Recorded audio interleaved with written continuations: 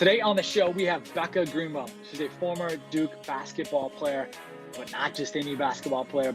Leads the school in all-time three-point field goals made, 5th all-time in scoring, and then was drafted into the WNBA. Now that career was cut short due to an injury, but that led to all these other things, and we discussed that, of course. These other things to where she is now, currently working at the NBAPA, which is the NBA's Player Association. She also comes from a unique perspective. We're always talking marketing, player branding. Well, she's been an elite player, and now working with these NBA guys, sees all the opportunities that they could be taking advantage of. So that's what we dig into. We discuss how her journey as a Duke player brought her to where she is today, and all of the tools your sport can help teach you. Thank you for listening. Boom, live. Becca, what is up? What's going on? Welcome into the Business of BS podcast. Hey, Tim, did you see this Iron Horse podcast? Yeah, it's disrespectful, man. I feel like you're so it's actually that podcast is a buddy of mine from college, and he got the shirt. Yeah. Well. And you've never met him. Have you ever met him? No. So is he retired, Brandon Carr? Yeah. Okay, just retired. Longtime NFL player. He's the guy that Tim knows. I don't think I ever met him. I've only went to visit you like once or twice at Grand Valley State, so I don't know. But what I did, they asked a question. I answered the question, got a T-shirt. Thank you very much. Anyhow, Becca, tell us just to start here. Just tell us a little bit about a quick background, Duke player, and then what you're doing now currently. Yeah, for sure. Name's Becca Greenwell, originally from Kentucky. I went to Duke University, played basketball there. Was there for 5 years. You didn't just play basketball. Okay, I didn't. You're a pretty good player. I was okay. I was pretty good.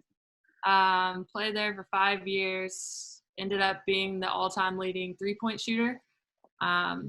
So that's like my one claim to fame. Me and JJ Redick hold that record. He beat me by like probably 300 threes, but still in the same category as him is pretty cool. But yeah, played there, loved it. The experience was incredible. It was always my dream to play college basketball, and Duke was always a dream school for me. So to go there was amazing.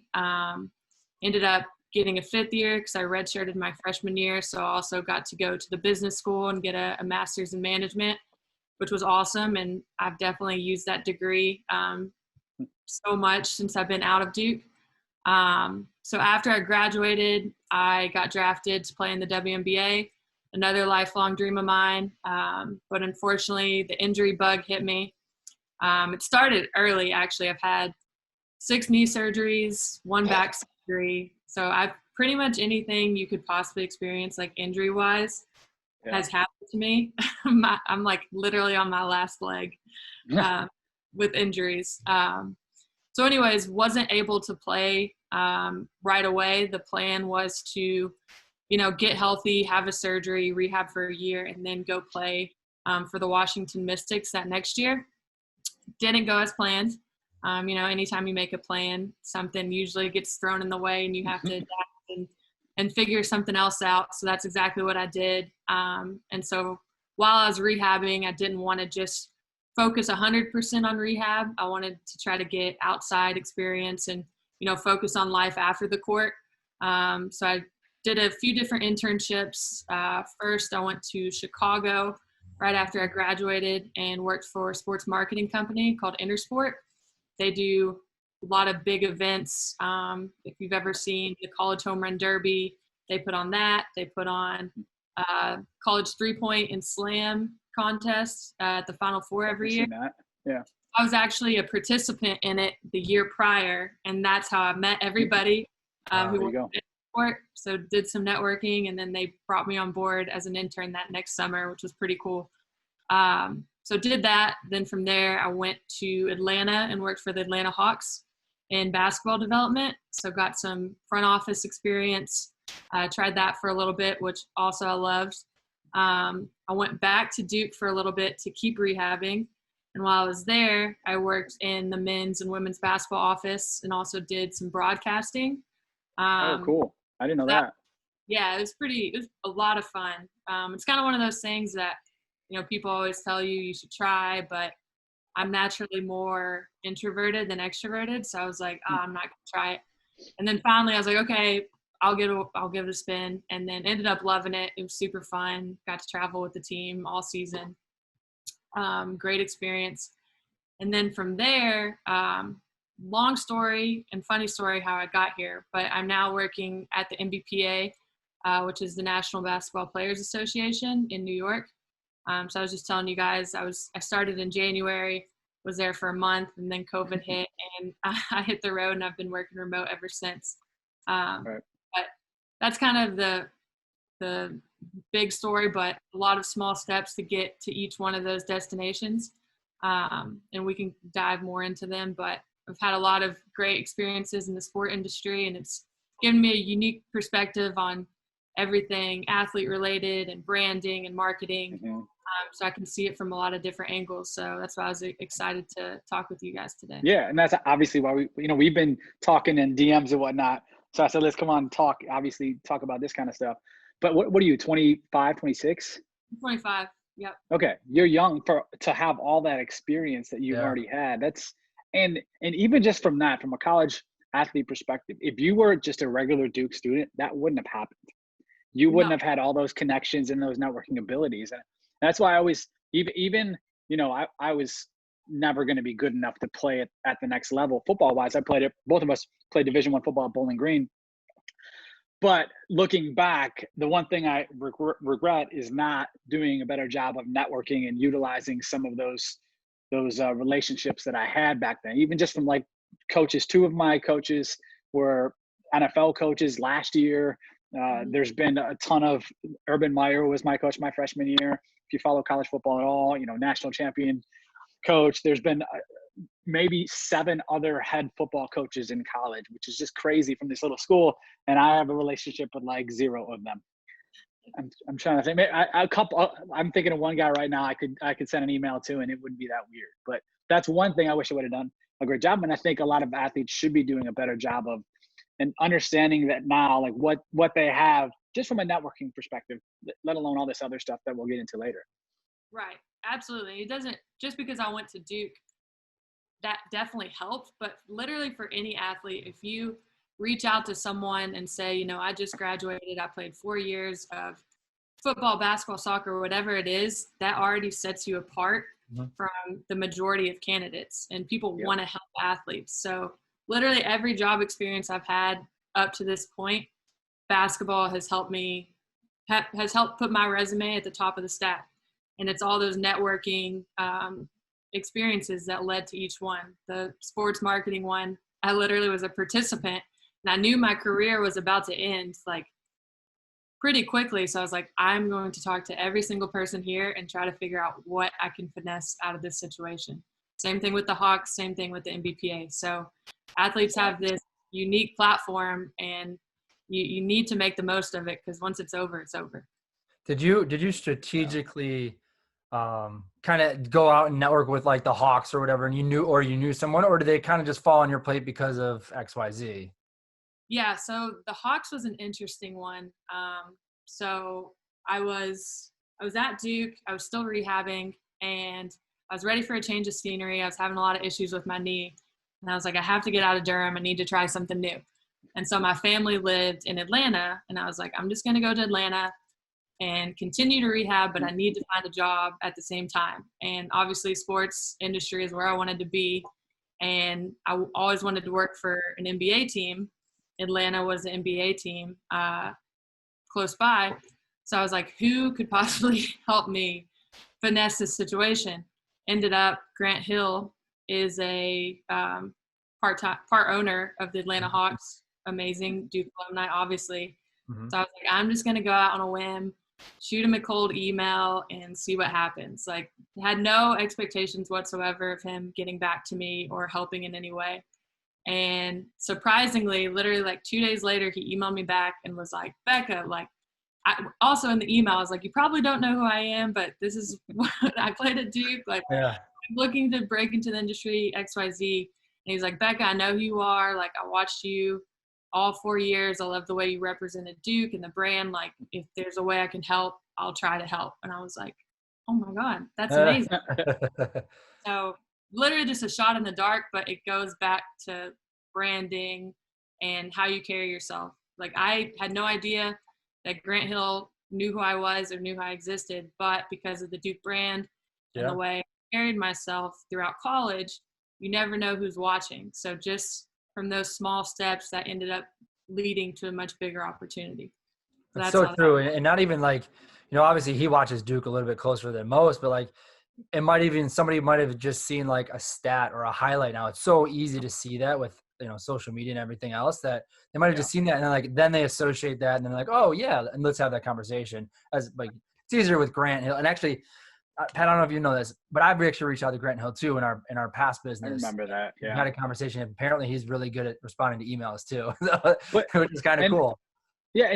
And some people are, some people aren't, but you'd be amazed. Most people would be amazed at how easy it is to get a hold of some people. Like, the people that we've talked to for business ventures or connections or whatever, and just shot a cold email and got Mark Cuban to talk to. And it's like, I'm going to email Mark Cuban. Bam, you get a response and you're like, oh, okay, this is a thing. The amount of people I've DM'd on Instagram or Twitter and now we've worked with or had business conversations with just on cold DMs. And you're like, oh, this person has 3 million followers. They'll never see it. And if they do, they're not going to respond. And then you do and they do. I mean, you just have to shoot your shot. That's something like I've always been passionate about. Just well, you're a shooter. What do you have to lose?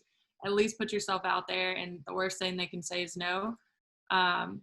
So yeah, I think a lot of athletes and people in general just see something as being so out of reach, but really it's just one DM or one email away. Yeah, definitely. And that's something we found. I don't know if I would have known that 10 years ago, but now that we're deep in it and that's what we're doing constantly, we're doing that cold emails, cold info, and just, all right, let's try this. And we're getting responses and setting up meetings and working with these people now too.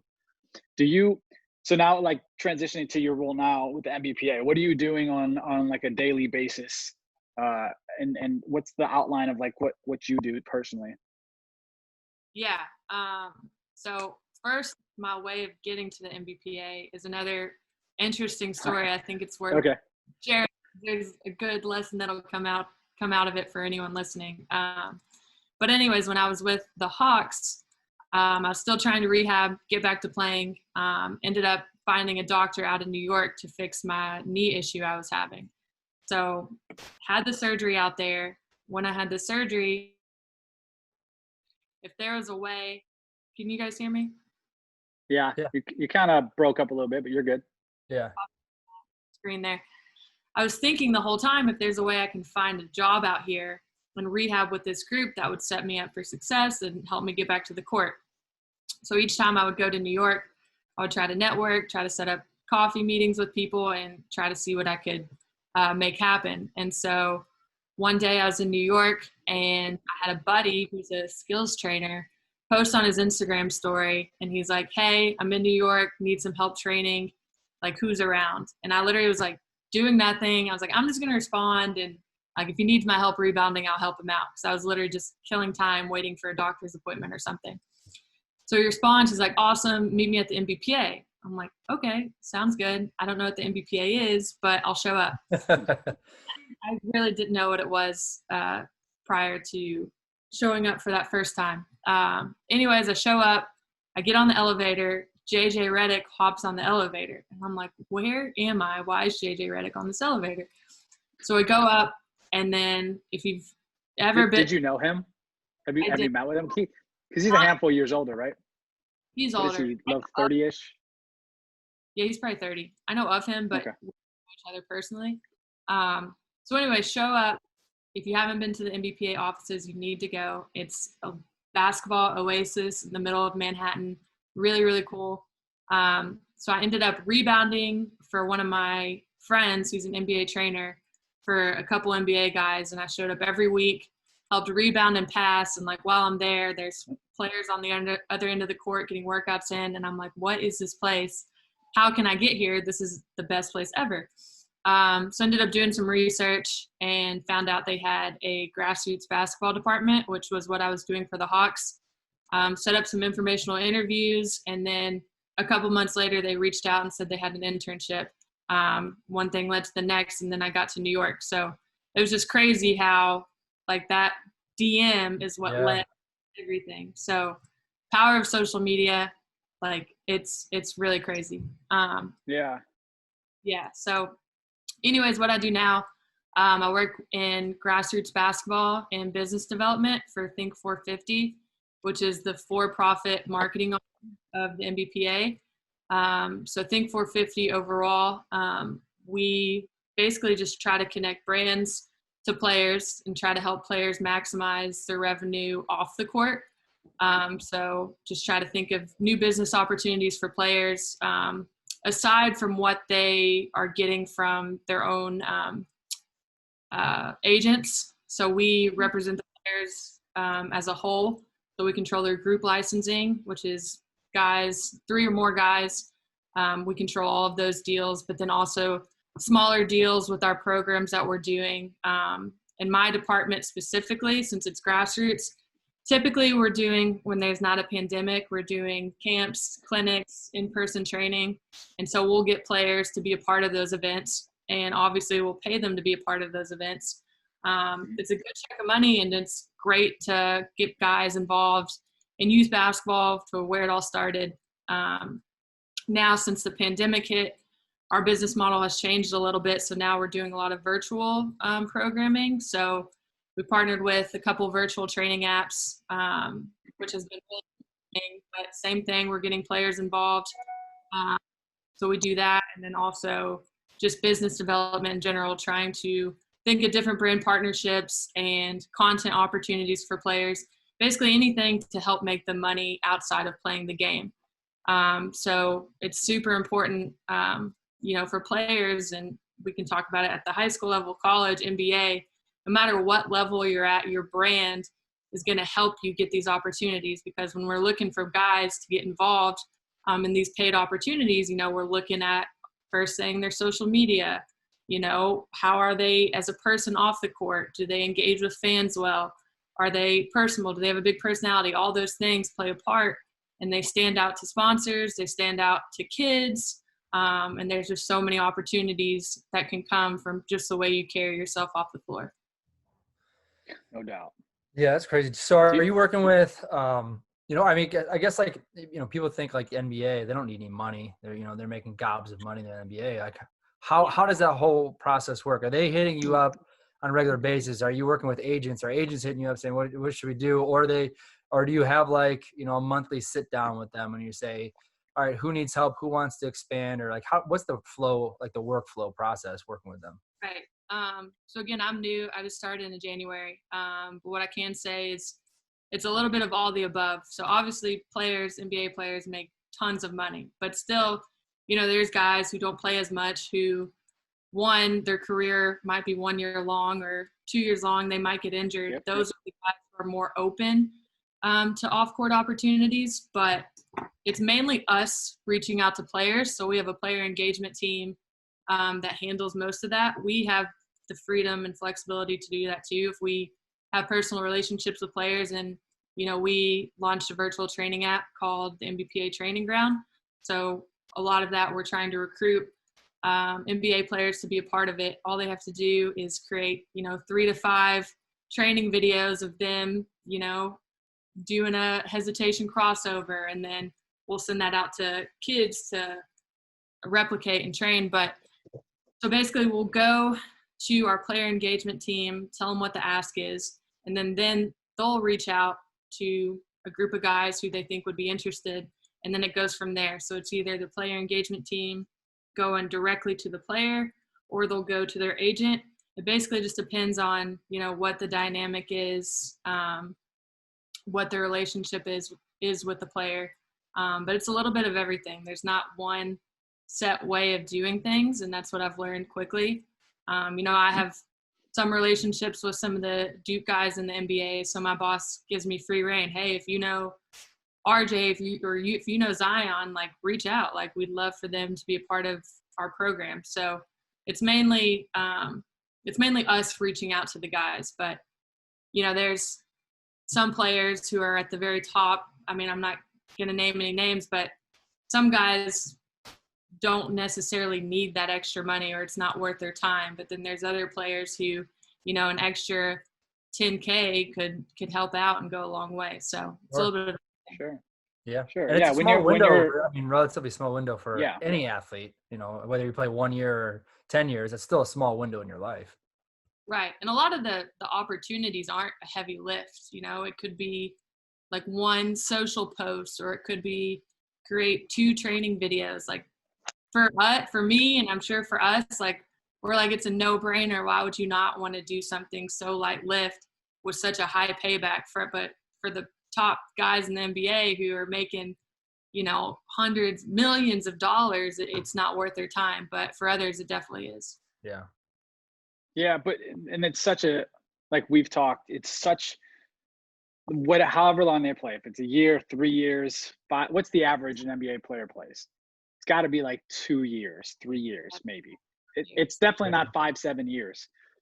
So you've got a small window, even if it is 7 years, at some point you're done. And unless you're LeBron, Zion types, you're going to need to, at some point, have some sort of income because you spend a bunch. So creating these other opportunities, creating, like for us, when we're talking creating content, it's like basic stuff like create a vlog, or start creating these other personality driven things. There's so many, like Matisse Thybulle is absolutely killing it with his vlog. Now he's filming it and editing it. That's not low lift. He's spending time doing that. But there's so many opportunities that don't have to take all that much time to do too. Yeah, absolutely. And for the guys and girls actually who make the vlogs, that is setting them up for these other opportunities that we're doing at the NBPA. So like Matisse Thybulle, that's who you mentioned. That's one player who wasn't, you know, probably not at the top of most sponsors' list when they come to us with a target list of guys. But now, because he created that vlog and his followers are so high and his engagement is so high, now he's starting to be one of those guys that, you know, companies are coming back to us and like, we want him as our guy to be a part of it. So all those small things really add up, and, you know, not just for the men, but especially for the women. No doubt. Women, those small things really go a long way.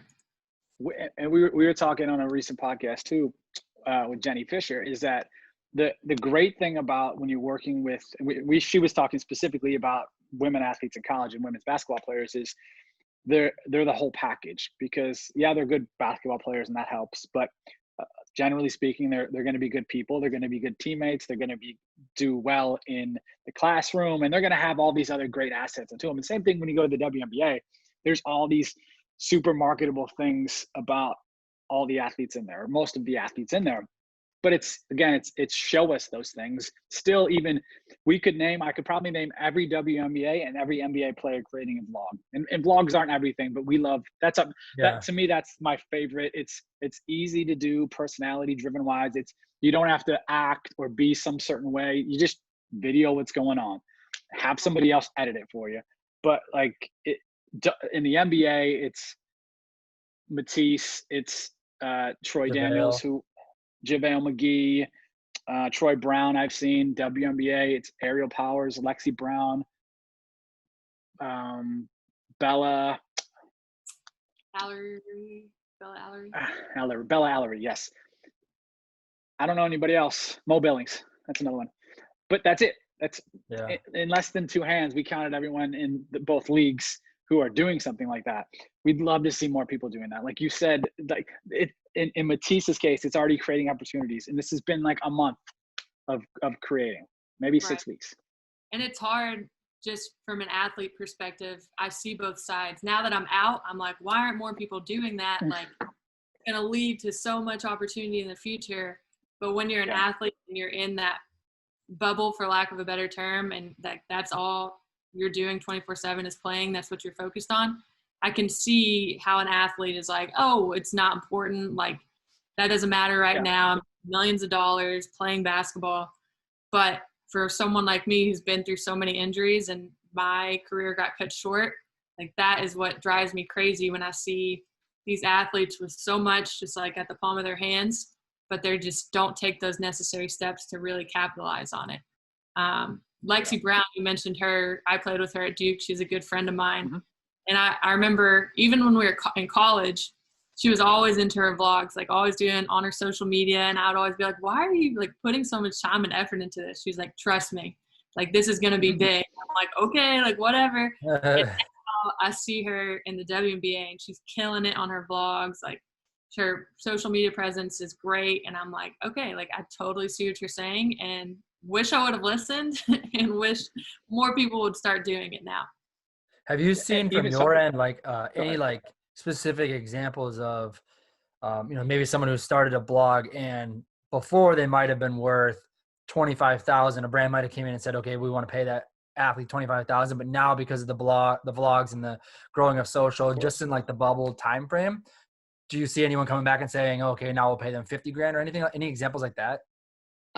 Nothing specific like as of late, but I know there are players who have like different levels of payment. And it's for a number of different factors. It's not always just because, they're better on the court. A lot of it has to do with their social, with their online presence, with their personalities. Like if you're more charismatic, that's going to put you at a higher level. And it's crazy like what that scale looks like, but it's all those small, intangibles that really do make a difference when it comes from a sponsorship opportunity and branding opportunity. I was talking to a guy actually last night and texting with him this morning, and he's a current college player, and he'll probably get drafted next year. He will get drafted next year if he leaves early, and he probably will. And I said, even just from that standpoint, like start creating a vlog or a podcast. And I don't know that he's a podcast type. It takes a little bit more to be able to do something like that and guide someone else through a conversation.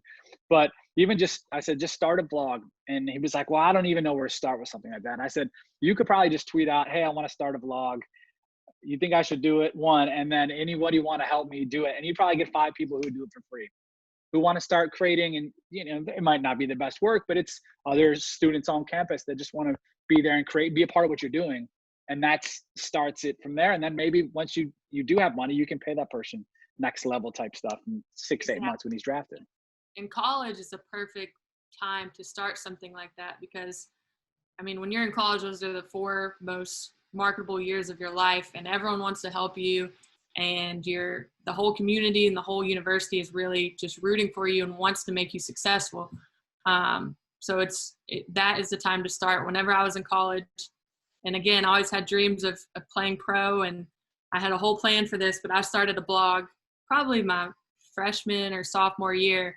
RSID just reached out and was like, hey, ESPNW wants to do like this behind the scenes type blog. Would you be interested in writing for it? So I said yes, of course, and then ended up doing it all 4 years and kind of just showed this behind the scenes writing and blogs into an athlete's life, and did it after I graduated. And like the plan going forward, if I was to play in the WNBA, I was going to write about my experiences. I wanted to write about what life was like overseas. Obviously that changed, but for players who are still active and playing, like people want to know. They obviously care how you're doing on the court, but for whatever reason, like people want to know what you're doing off the court. They want to know what life is like in the bubble. What kind of food are you eating? Like, what is your daily schedule? Yeah. What's it like to live in a foreign country and play overseas basketball? Like those are all very intriguing stories. And again, in my opinion, I don't think it's a heavy lift. I think it's fun to write about your experiences, but not every athlete feels like that. Yeah. And not every athlete's going to be good at writing either, but at least document it. You're already doing videos and stuff. You can showcase it that way. I'm sort of surprised you don't see a lot of, because obviously playing overseas is not an NBA thing. You don't have to go and then make money overseas. This is a WNBA specific thing. But I was specifically looking at it like a couple months ago, March, April, before the season I think was going to start with the WNBA, like May 15th or something was a report date, or before all this craziness. And I'm looking at a handful of WNBA players, and some of them were playing overseas, did not even say, hey, I'm in Turkey or I'm in wherever I'm playing, like not even a single static post of being there. Right. And I don't know if it was like a thing where they just didn't want to have to say like, hey, I have to go over there, or just didn't want to showcase it or whatever. But and I was like, why are they not doing more with this? This is a really cool experience. Right. Yeah.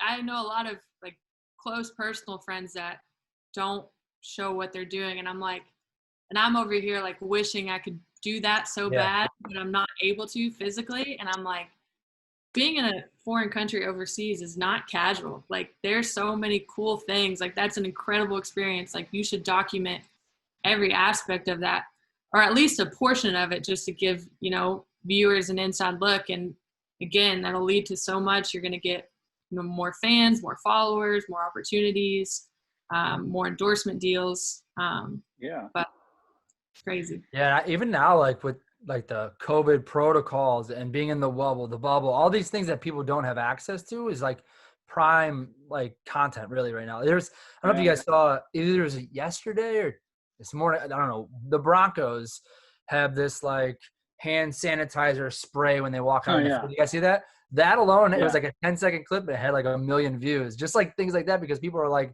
what's going on? What are these athletes going through right now? People are desperate for content. Yeah. The Wubble, are doing a great job. But still, I mean, the bubble, there's so much I want to know. There's so much everyone wants to know. I mean, even the handles, NBA Bubble Life, like that blew up. Like there's so much content shared, and people are just dying to have access to it. And we'll continue to. It's just only going to grow followers as we move on here. I saw, speaking of just nothing 12-second clips, it was NBA Bubble Life had tweeted out. It was from Matisse's, I think it was from his actual YouTube channel because he was videoing it. And I forget the other guy, but it was just a guy, and he had a better looking plate of food than Matisse had. And he's like, where'd you get that? And he goes, today I'm playing for Orlando and Atlanta, or whatever the other team was. And he went and stole food from wherever their setup was and grabbed their food and went and sat at his table. And it was same thing, like a gazillion views. And it was just a funny peek into what's going on. They've got this college atmosphere. You'll never have this again in the NBA or WNBA, where they're all together, all the teams. They're away from a lot of distractions. Some people have family members and whatnot, but for the most part, it's just the teammates and the staff, and that's it. And you're getting all these cool, different looks behind the scenes that we've never seen and we'll never see again. And it's been cool to see. I wish we could see a lot more people doing it though. I know. It's unprecedented times, like you said. I mean, it's never going to happen again. Yeah. It's a moment in history, and there's people like us sitting at home just want to know, like, what's the food like? Like, what's the pool situation like? Is it weird to see other, NBA players and teammates and competitors walking in the hallways? Like, those are all the small little details that really stand out to, folks at home, and that's what we want to see. Yeah, it's funny. I didn't even think about it until a couple of guys were saying right at the first couple of games, you're like, this is like the AAU tournament. We got all the best guys and girls watching the other best guys and girls playing in one gym, and there's not a whole lot of fans. Right. And the other thing is, you're either at practice or you're in a game. Like, what are you doing those other 23 hours of the day? And like, can you just give us an inside look? We want to know. Yeah. Yes, definitely. And that I meant to say something when you were talking about this earlier, when hey, I just want to focus on my sport and do my thing. And I totally get that. But we also know there's hours in a day where they're playing video games or they're BSing and they don't have time for this off the court, outside the sport type stuff. But you do. And all these other opportunities that come from this could be so massive. So when you say, you're right, you got an hour, let's say 2 hours, let's even say you got to do recovery for another hour. There's 3 hours. Let's say you got a film session for an hour. There's 4 hours. So what are you doing the other 10 hours? You're up and awake and moving. There's time to be able to do stuff if you really want to do it. Right. And JJ Redick, actually, we talked about him earlier. He's one athlete that is doing a great job at it. I don't know if you saw, but he's been doing his podcast, but now he's growing and expanding that business to create a media company. So, I mean, there's definitely players doing it. And I'm sure there's more. Obviously, we're not there. We don't know everything, but I'm sure there's more, players working on off-court activities too. But just from as far as content perspective goes, I definitely wish there was more. Yeah. Oh, and go back to the average NBA career is 4.5 years. By the way. 4.5? Yeah. This was a handful of years ago, so I don't know if it's changed, but 4.5 roughly. That seems really long. Well, you got people like LeBron, who's been there like 17 years. You got, Yeah. those people who extend out that career. Think how crazy that is. LeBron is between us in age. He's like 2 And weeks we younger. haven't played. Yeah. Yeah, he's 2 weeks younger than you. That's wild. I just wanted to make Oh, yeah, so one he's younger. even do that. Yeah, right. And he's been playing for that long. That's so crazy. Who would you say are some of your favorite athletes who are content creators who are athletes? You can't say Matisse, can't say Lexi. Ooh. Who are some of your favorites out there? And it could just be like silly whatever stuff, or it could be just fashion. Or I'll let you think of this, or let you think about this as I talk about this one. It was let me see if I have the details here. I'm looking on my Twitter. But this was earlier today. I saw it was official. PJ Tucker, I don't have the numbers, but PJ Tucker and eBay officially partnered, and it all just stemmed from PJ Tucker's a sneakerhead and buys a bunch of sneakers on eBay. They found out about it, liked it, struck up an actual deal, and now he's getting paid to buy sneakers, which he already would be doing anyhow. Like that's the type of stuff I just love that you can only get in sports. Like it doesn't happen other places like that. On that note, I saw something on Instagram. Someone in the W wanted nothing but cakes. Did you guys see that? Yeah, I think it was Kalia Copper, maybe. Yeah, just things like that. Like she literally tweeted nothing but cakes and was like, "Hey, can you hook us up?" And they responded, and they're sending nothing but cakes to everyone in the WNBA down in the Wubble. I'm like, that's crazy. Well, she's on our team, the Chicago Sky, me and Tim's team. But I follow her and I saw that and I like that. But my thought on that is she could have definitely created something more and gotten paid for that. So nothing but cakes, nothing bunt cakes, got tons of PR.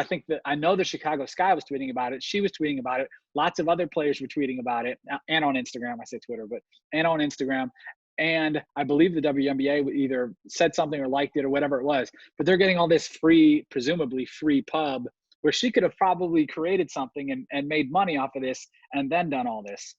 Yeah, that's like a one-off, like one-time perk. But I definitely agree with you. There's more opportunities to make it more long-term and beneficial. For her. Yeah, and it was cool. I mean, like sometimes you just got to do that kind of thing too. But like just like a good PR or funny thing is what she was really just like, hey, I want some of these. Where can I find them? I miss them in the Wubble. And that was like the genesis of it. And they reached out and, it looked like there was hundreds of these on the tables for all the players. So it ended up being cute and cool, but go ahead. No, I was going to say, I have an answer for you for my content creator. Okay. Favorite right now is Asia Wilson. I think she's so funny. She's super personable. Have you followed her? Do you follow her on social? I'm sure. Yeah, I do. Yeah, follow her on Twitter. What I love about her is hold on, her WNBAT podcast. Yeah, that's I think she's the only one. Nafisa. Is there? Collier. Well, it's her and Nafisa Collier, yeah. But I think that's the only podcast in the Wubble, at least the only one I've seen. Are there other ones that you've seen? That's the only one I've seen. Okay. So, and I did not listen. I followed WNBAT, seeing that they were doing it, but I haven't listened to the first episode, which was a couple of days ago, and I think the second one's coming out. But they were just talking about like I think the first episode was the thing they posted was like top 5 players projections for this year or something like that. Right. And it was just I'll look it up. WNBAT. But it was just such a simple topic. They sat down probably after a game. They have a nice setup. I saw they had quality microphones and stuff just from some like an Instagram story. But you don't need to have that. You could just do it on here or here on Zoom with a laptop. It was top 5 watch list with A and Fee. Yeah, a simple topic. You're living with each other already. You're friends. You're probably going to have these conversations regardless. Just record it, put it out there, and then more things will come after that. Yep. What do you Yeah, I have? love So, that. so you mentioned like, so grassroots obviously in any industry is kind of, especially when you're talking about camps and clinics and stuff, it's kind of been thrown through a tornado right now. What are Mhm. you guys doing outside of like the virtual, training type of aspect from a or from an app standpoint? What else have you guys put in the docket? Because I mean, technically you probably don't know, right? Because they're in season now, and then there's a short intermission basically, and then they jump back into another season. What do you have like for next spring, early next year? How far out are you planning? Yeah, so great question. So like I said, we launched a virtual training app. We partnered with a sports training and mentorship platform called Famer, and launched a channel called the NBPA Training Ground. So it features just NBA players, and now we're expanding to feature WNBA players as well, which is a great opportunity for W players to get a little extra side cash. But anyway, so that is going to be our long form strategy going forward. That can last forever. I mean, it's a great platform, and right now it's free, and you'll get workouts sent like 3 days a week. We have around like 1,000 kids signed up right now, but we're going to start launching to a paid model coming soon in about a month or so. And through the paid model, we'll be able to give one-on-one feedback, personalized coaching. So it really sets it apart. So, it's an amazing opportunity for kids to get feedback from, say, Aaron Gordon or Andre Drummond from an NBA player. I mean, that is a pretty incredible opportunity. So that's one thing that we're going to use going forward and continue to develop it and expand it and make it something bigger than just training. So right now it's training, but we're trying to expand it into yoga, mental health. We want to add a nutrition component. So try to just make it a holistic training platform for the NBPA and members and WNBPA members going forward. So that's one thing that I think has a lot of traction going forward. Another, we partnered with a company called Ballogy, which is it's kind of like a shot tracking app. So different than just training. It's more of like a fun way of training. So what we did there is it's called a 5-shot challenge. So basically we'll get an NBA player to hit 5 different shots. We'll post it on the app, and then kids will sign up and try to match those same shots. And then they'll have the chance to win prizes. So that's a different level of engagement.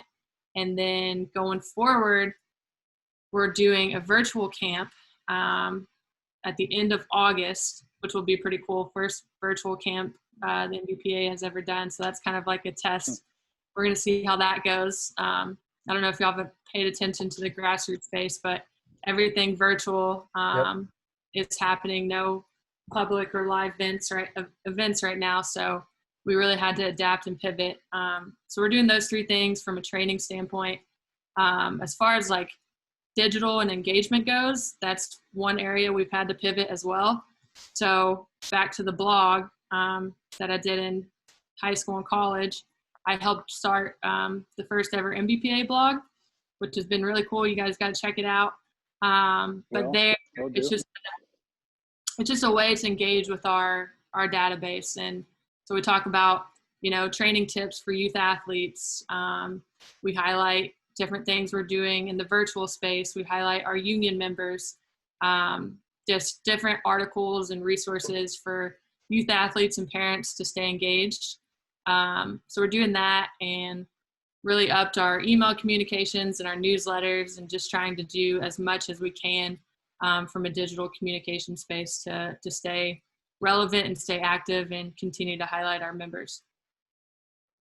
It's cool. Makes sense. Yeah. So what time is it? We got a few minutes here. We've been like 45 minutes. We try to keep it an hour-ish, under an hour. But I want to talk obviously about college basketball or college sports period, and the whole name, image, likeness stuff. Everything that we do and everything that you basically help work on now and stuff that we talk about behind the scenes is all about off the court or off the field or whatever your sport is type stuff. And I think it's such a massive opportunity that's opening up. And hopefully we'll see the blogs, the vlogs, the real true content, because what we see when we look at most pro, but almost every college athlete, is the same type of content when you look at their social media. It's post a video or picture of them playing in a game, video picture of them practicing, video or picture of them with the fam, video picture of them looking good in whatever they feel they look good in, rinse, repeat. And that's like the general athlete posting content. So we're trying to shift that mindset to like, let's start building a brand and stand out in a space where you're very similar to lots of people. Right. No, 100%. And, you know, I think this term gets overused, but it's so true. It's storytelling. You have to have that ability to tell stories that are different from the rest. And you said it, I was definitely one of those people who all I posted was me playing or me practicing or me with my family.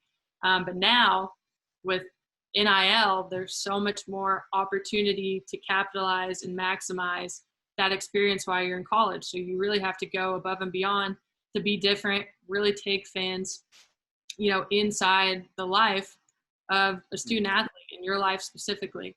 Because that's, the more personable you can be as an athlete, the more you're going to appeal to different brands and fans. So whatever you can do to show that, that's going to help set you up and be successful for life after basketball. Yeah, no doubt. And it's, well, any sport, of course, too. But for us, it's teaching them that and showing personality, and not just posting for your teammates or to get girls or guys or whatever you're trying to do at 19, 20 years old. Like teaching them that they have this business right here with themselves, what they do, and thinking holistically and not just as an Instagram post or a tweet or whatever they do.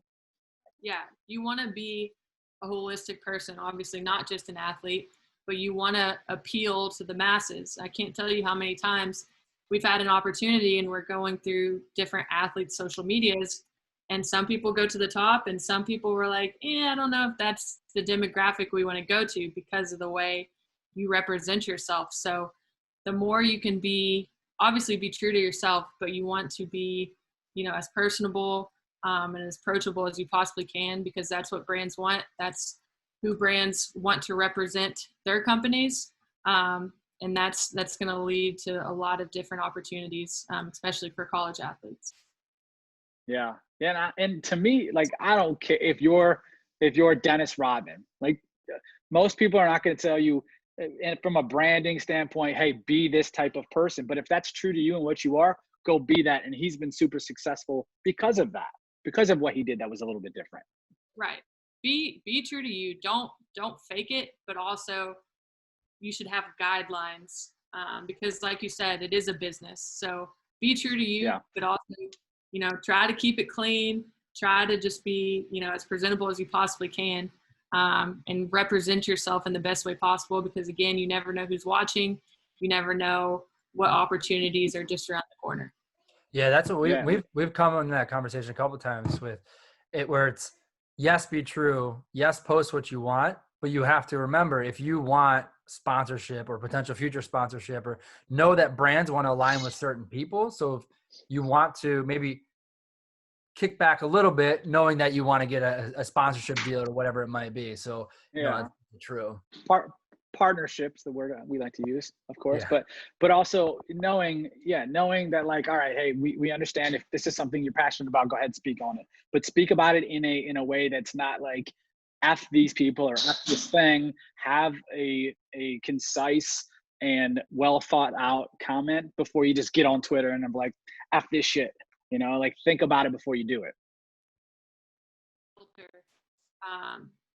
To some capacity with anything you post, a strategy and a filter behind everything.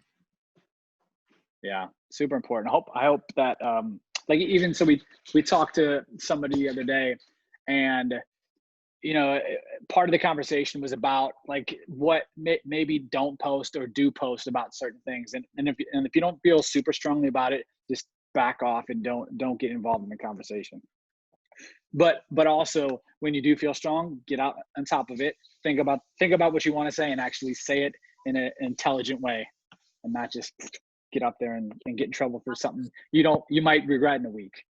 100%. Don't jump into something you're not 100% confident in, or you may not know a lot about, because that could also backfire and lead to worse things.